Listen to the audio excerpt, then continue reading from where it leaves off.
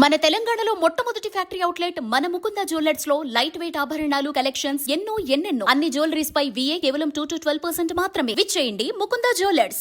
వెనుజువేలాను నిమిషాల వ్యవధిలోనే 2 భారీ భూకంపాలు వణికించాయి.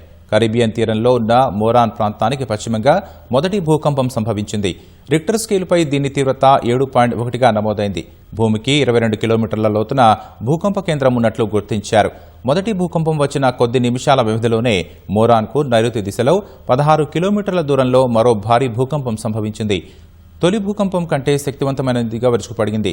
రెండో భూకంపం రిక్టర్ స్కేలుపై 7.5 తీవ్రతతో నమోదైంది. భూకంపం ధాటికి రాజధాని కారకాస్లో పలు ఇళ్లు, బహుళ అంతస్తుల భవనాలు కుప్పకూలాయి. శిథిలాల కింద చిక్కుకొని అనేక మంది మృతి చెందారని పలు అంతర్జాతీయ మీడియా కథనాలు పేర్కొన్నాయి.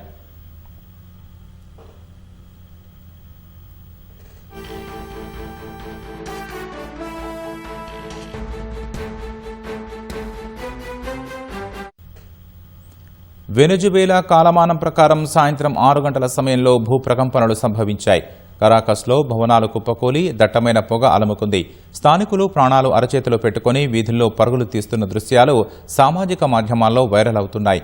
సిమోన్ బోలివర్ అంతర్జాతీయ విమానాశ్రయంలో టెర్మినల్ పైకప్పు కూలడంతో ప్రయాణికులు పరుగులు తీశారు. విమానాశ్రయానికి భారీ నష్టం వాటిల్లినట్లు అధికారులు తెలిపారు. భవనాల శిథిలాలు, నేల కొరిగిన విద్యుత్ స్తంభాలతో వీధులు మూసుకుపోయాయి. ఫలితంగా భారీ యంత్రాలను తరలించడానికి ఆటంకం ఏర్పడింది. వెనుజువేలా తాత్కాలిక అధ్యక్షురాలు డెర్సీ రొడ్రిగ్జ్ దేశంలో అత్యవసర పరిస్థితిని ప్రకటించారు. ఈ విపత్కర పరిస్థితిలో ప్రజలంతా ఐక్యంగా ఉండాలని ఆమె పిలుపునిచ్చారు. భూకంపం దాటికి ప్రాణాలు కోల్పోయిన వారికి సంతాపం ప్రకటించారు. అయితే మృతుల సంఖ్యను ఆమె ఇంకా వెల్లడించలేదు.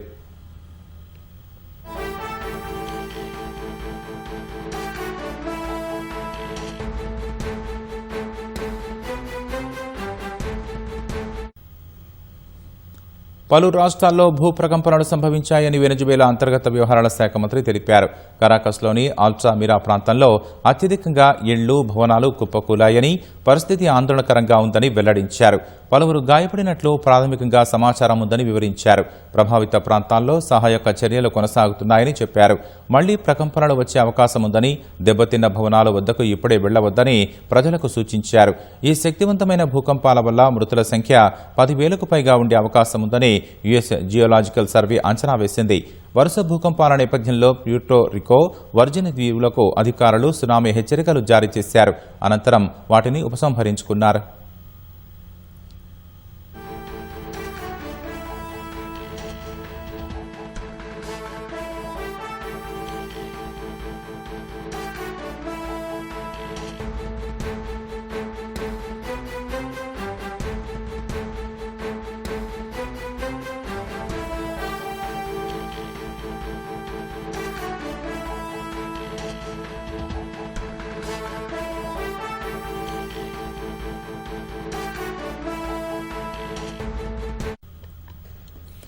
వెనుజువేలాను నిమిషాల వ్యవధిలోనే 2 భారీ భూకంపాలు వణికించాయి.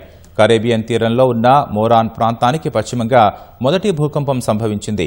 రిక్టర్ స్కేలుపై దీని తీవ్రత 7.1గా నమోదైంది. భూమికి 22 కిలోమీటర్ల లోతున భూకంప కేంద్రం ఉన్నట్లు గుర్తించారు.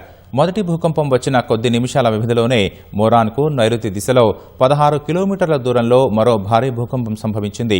ఇది తొలి భూకంపం కంటే శక్తివంతంగా విరుచుకుపడింది. రెండో భూకంపం రిక్టర్ స్కేలుపై 7.5 తీవ్రతతో నమోదైంది. భూకంపం ధాటికి రాజధాని కారకాస్లో పలు ఇళ్లు, బహుళ అంతస్తుల భవనాలు కుప్పకూలాయి. శిథిలాల కింద చిక్కుకొని అనేక మంది మృతి చెందారని పలు అంతర్జాతీయ మీడియా కథనాలు పేర్కొన్నాయి.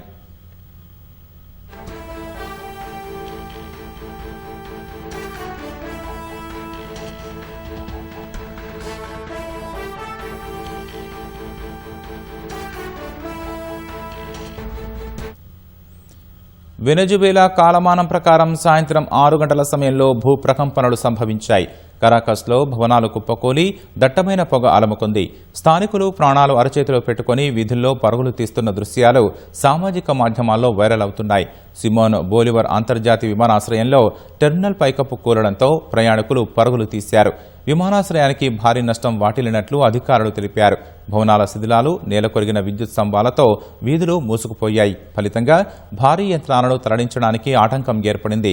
వెనజువేలా తాత్కాలిక అధ్యక్షురాలు డెల్సీ రోడ్రిగ్జ్ దేశంలో అత్యవసర పరిస్థితిని ప్రకటించారు. ఈ విపత్కర పరిస్థితుల్లో ప్రజలంతా ఐక్యంగా ఉండాలని ఆమె పిలుపునిచ్చారు. భూకంపం దాటికి ప్రాణాలు కోల్పోయిన వారికి సంతాపం ప్రకటించారు. అయితే మృతుల సంఖ్యను ఆమె ఇంకా వెల్లడించలేదు.